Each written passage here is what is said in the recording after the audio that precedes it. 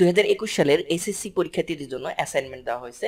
তো আজকে আমরা অ্যাসাইনমেন্টের যে অংশটা করব, যে পদার্থবিজ্ঞান অ্যাসাইনমেন্ট, অর্থাৎ 2 সপ্তাহের অ্যাসাইনমেন্ট দেওয়া হয়েছে পদার্থবিজ্ঞান, অ্যান্ড প্রথম এবং দ্বিতীয় সপ্তাহের অ্যাসাইনমেন্ট দেওয়া আছে। আজকে আমরা প্রথম সপ্তাহের অ্যাসাইনমেন্ট করতে হবে এবং এখানে একটা বিশেষ বিজ্ঞপ্তি দেওয়া আছে যে একজন শিক্ষার্থী শাখাভিত্তিক 3টি আবশ্যিক বিষয়ের জন্য 30টি অ্যাসাইনমেন্ট করে জমা দিতে হবে এবং ঐচ্ছিক বিষয়ের জন্য কোনো অ্যাসাইনমেন্ট করতে হবে না। ওকে, ঐচ্ছিক বিষয়ের জন্য কোনো অ্যাসাইনমেন্ট করার দরকার নেই। যাদের হচ্ছে অপশনাল সাবজেক্ট, যে সাবজেক্ট সেটার জন্য অ্যাসাইনমেন্ট করতে হবে না। তারপর আসো অ্যাসাইনমেন্ট কভার পেজ লাগবে আমাদের। এই যে এরকম একটা অ্যাসাইনমেন্ট কভার পেজ লাগবে। তো এইটা হচ্ছে অ্যাসাইনমেন্ট কভার পেজটা তোমরা ডাউনলোড করে নিতে পারবে। তো কোথা থেকে ডাউনলোড করতে হবে এই অ্যাসাইনমেন্ট কভার পেজ এবং অ্যাসাইনমেন্ট আমি তোমাকে একটু দেখিয়ে দিচ্ছি। আমরা প্রথমে গুগলে যাব। গুগলে যাওয়ার পর লিখবো হচ্ছে www. এই যে www.dghsgov.bd.assignment2020 এই ইউআরএল আমরা যাব। এই ইউআরএল গেলে হচ্ছে আমরা এই ইউআরএল যাওয়ার পর আমরা হচ্ছে যে এখানে নোটিশ আছে, মাধ্যমিক উচ্চ মাধ্যমিক অধিদপ্তর নোটিশ, এই নোটিশে চলে যাব। নোটিশে যাওয়ার পর এই যে এখানে তোমাদের অ্যাসাইনমেন্ট দেওয়া আছে, যে 2021 সালে এইচএসসি পরীক্ষার্থীদের জন্য অ্যাসাইনমেন্ট প্রদান করলে এখানে 4টা পিডিএফ ফাইল দেওয়া আছে।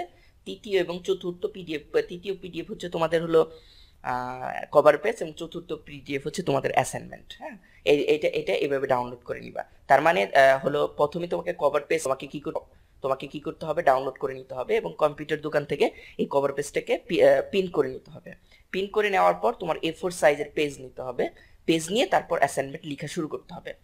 আর ফিজিক্স যে অ্যাসাইনমেন্টটা ছিল সেটা এরকম, যে প্রথম সপ্তাহের যে অ্যাসাইনমেন্ট ফিজিক্স ছিল, এটা হচ্ছে আমাদের ফিজিক্সের অ্যাসাইনমেন্ট। এটা দ্বিতীয় অধ্যায়, শিরোনাম হচ্ছে ভেক্টর। তো এইখানে এই যে আমাদের অ্যাসাইনমেন্ট দেওয়া আছে, এটা আমরা এইটার অ্যান্সার আজকে করব। অ্যাসাইনমেন্ট ফার্স্টের পুরাটাই করে দিব, অর্থাৎ চ পর্যন্ত, ক থেকে চ পর্যন্ত অ্যাসাইনমেন্টটা আমরা করে দিব। তো আমরা এখন অ্যান্সারে চলে যাব। এটা হচ্ছে প্রথম অ্যাসাইনমেন্ট। এটা হচ্ছে A4 সাইজের পেজে লিখতে হবে এবং তোমাদের কি করতে হবে, সুন্দর করে মার্জিন টানতে হবে। এটা হচ্ছে ছবি তোলা, এর কারণে হয়তো বা বাঁকা হয়ে গেছে। তো এটা সুন্দর করে মার্জিন টানবো। মার্জিন টানার পর এই যে আমাদের কি করতে হবে, অবশ্যই অ্যাসাইনমেন্টের কোশ্চেন লিখতে হবে। কোশ্চেন না লিখলে কিন্তু অ্যাসাইনমেন্ট বৃথা। তো একটি ত্রিমাত্রিক প্রসঙ্গ কাঠামো চিন্তা করো এবং প্রসঙ্গ কাঠামোর মূল বিন্দু সাপেক্ষে 2টি বিন্দুর অবস্থান দেওয়া আছে, এগুলো দেওয়া আছে, দাগ দেওয়া আছে। তারপর সুন্দর করে লিখবা, এই ভিন্ন কালিতে লিখবা। তারপর হচ্ছে যেটা দেওয়া আছে আমরা সেটা লিখলাম। এবং আমরা জানি অবস্থান ভেক্টর নির্ণয় করতে গেলে আমরা কি করি, জাস্ট যা বিন্দুগুলো দেওয়া আছে তার সাথে আইজেকে আমরা যোগ বিয়োগ করে দিই, যে চিহ্ন আছে সেই চিহ্ন দিয়ে দিলাম। এবং P Q vector equal to কি লিখতে পারি, O Q vector minus O P vector, এটা আমরা জানি। তো সেটা আমরা কি করলাম, বিয়োগ করে দিলাম। বিয়োগ করার পর হচ্ছে আমরা একক ভেক্টর নির্ণয় করতে গেলে আমাদের কি করতে হয়, পি কিউ ভেক্টর বাই হচ্ছে যে ভেক্টরটা, সেই ভেক্টরটা মান দিয়ে ভাগ করলে আমরা একক ভেক্টর পেয়ে যাই। আমরা একক ভেক্টরটা এইভাবে লিখে দিলাম। এটা হচ্ছে আমাদের একক ভেক্টর, এটাই হচ্ছে আমাদের অ্যান্সার। তার মানে ক নাম্বার অ্যান্সার শেষ। আমাদের খ নাম্বারটা হচ্ছে যে পি কিউ ভেক্টর দ্বারা একটি ত্রিভুজের 2টি সন্নিহিত বাহু যদি নির্দেশ করে তাহলে ত্রিভুজের ক্ষেত্রফল কত। তাহলে পি ভেক্টর এত, কিউ ভেক্টর এত, তাহলে ত্রিভুজের ক্ষেত্রফল আমরা জানি যে হাফ ইন্টু, তো আমরা সেটাই করলাম। ত্রিভুজের ক্ষেত্রফল আমরা জানি equal to half into P cross Q, এটা আমরা জানি, সেটা আমরা করলাম। আমরা ক্রস প্রোডাক্ট করলাম। ক্রস প্রোডাক্ট করার পর আমরা মান পেয়ে গেলাম। তারপর ত্রিভুজের ক্ষেত্রফল আমরা বের করলাম, এত হচ্ছে, অর্থাৎ 4.33 বর্গ একক। এখন আসো হচ্ছে ঘ নাম্বার। ধরো তোমার প্রসঙ্গ কাঠামোকে অপর একটি ভেক্টর আর দেওয়া আছে এটা, এবং পি কিউ এবং চিত্র 1 তোমাদের কি দেওয়া ছিল, একটা হচ্ছে যে গণ সামন্ত্রিক দেওয়া ছিল। অর্থাৎ আমি যদি একটু দেখাই তোমাদের, এই যে এই চিত্রটা দেওয়া ছিল, এটা হলো চিত্র 1। তো এই চিত্রটা তোমাদের দেওয়া আছে। তো এই বলছে যে এই চিত্রের কি বলতে বলছে, গণসামন্ত্রিকের ক্ষেত্রফল আয়তন বের করতে বলছে। তো এটার আয়তন বের করার জন্য যা যা দেওয়া আছে, পি কিউ দেওয়া আছে, এবং আমরা জানি যে এটাকে বলা হয় ট্রিপল প্রোডাক্ট।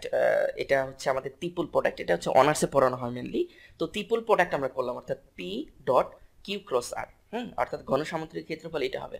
প্রথমে আমরা কিউ ক্রস আর বের করে নিলাম, তারপর হচ্ছে পি ডট কিউ ক্রস আর করলাম, দেখলাম যে এটা শূন্য হয়ে গেল, অর্থাৎ এর রেজাল্ট শূন্য হয়ে গেল। তাহলে এখান থেকে একটা ব্যাখ্যা দিতে পারি। আমাদের কিন্তু ব্যাখ্যাও চাইছে যে নির্ণয় করো এবং উত্তরের সাপেক্ষে তোমার ব্যাখ্যা উপস্থাপন করো। তো ব্যাখ্যা উপস্থাপন করতে গেলে আমাদের কি করতে হবে, যে যেহেতু ঘনসামন্ত্রিক ক্ষেত্রফল 0, তার মানে হচ্ছে 3টা ভেক্টর রাশির যদি আমরা ক্রস প্রোডাক্ট করি বা আমরা ট্রিপল প্রোডাক্ট করি, যদি শূন্য হয় তাহলে বলা যায় যে এরা কি 3টা ভেক্টর একই সমতলে অবস্থিত এবং এদের দ্বারা কোনো ঘন সামন্ত্রিক উৎপন্ন করা সম্ভব না।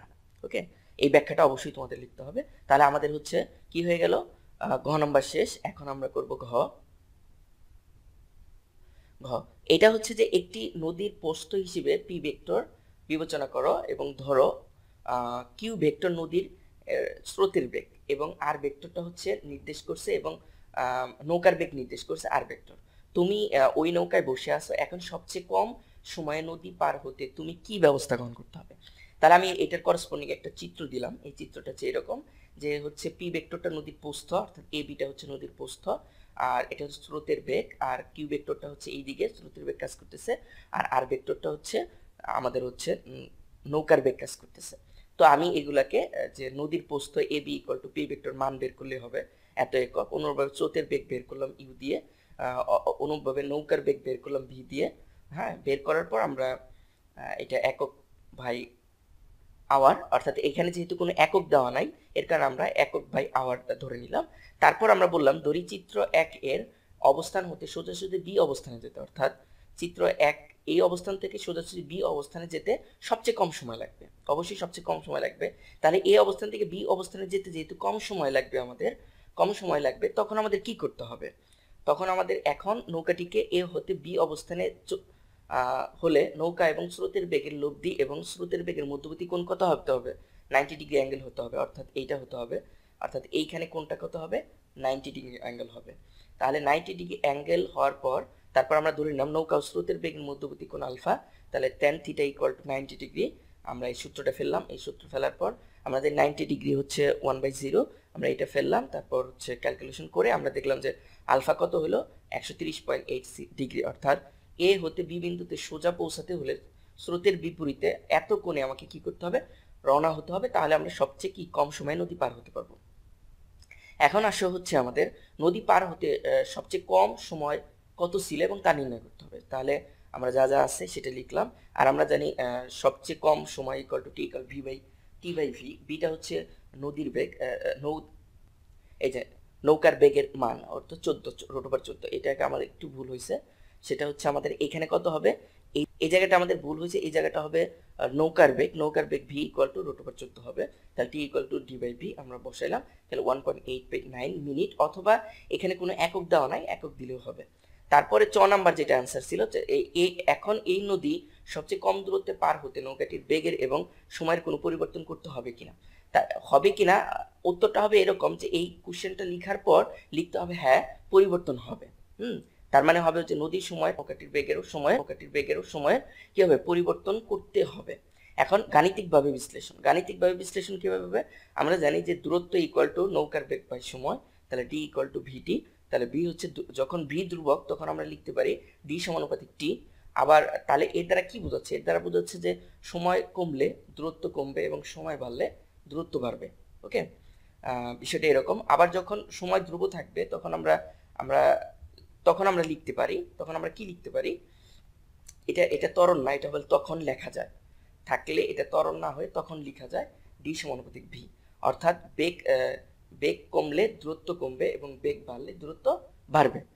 সুতরাং উপরে আলোচনা হতে বলতে পারি যে এই নদী সবচেয়ে কম দূরত্ব পার হতে হলে নৌকাটির বেগের এবং সময়ের কি করতে হবে? পরিবর্তন করতে হবে। ওকে, তার মানে উভয়ের পরিবর্তন করা যাবে। তো এই ছিল মোটামুটি চ পর্যন্ত কোশ্চেন। তো আজকে এই পর্যন্ত। নেক্সট হচ্ছে আমরা সেকেন্ড অ্যাসাইনমেন্ট দিব এবং এটা আমরা পিডিএফ দিয়ে দিব, তোমরা ভিডিও ডিসক্রিপশন থেকে পিডিএফটা ডাউনলোড করে নিতে পারবা। যারা সেকেন্ড অ্যাসাইনমেন্ট করতে চাও বা দেখতে চাও তারা অবশ্যই কি করে রাখবা, এই চ্যানেলটাকে সাবস্ক্রাইব করে রাখবা। তো আজকে এই পর্যন্ত, নেক্সট ভিডিও দেখার আমন্ত্রণ জানিয়ে এখানে শেষ করছি। আসসালামু আলাইকুম।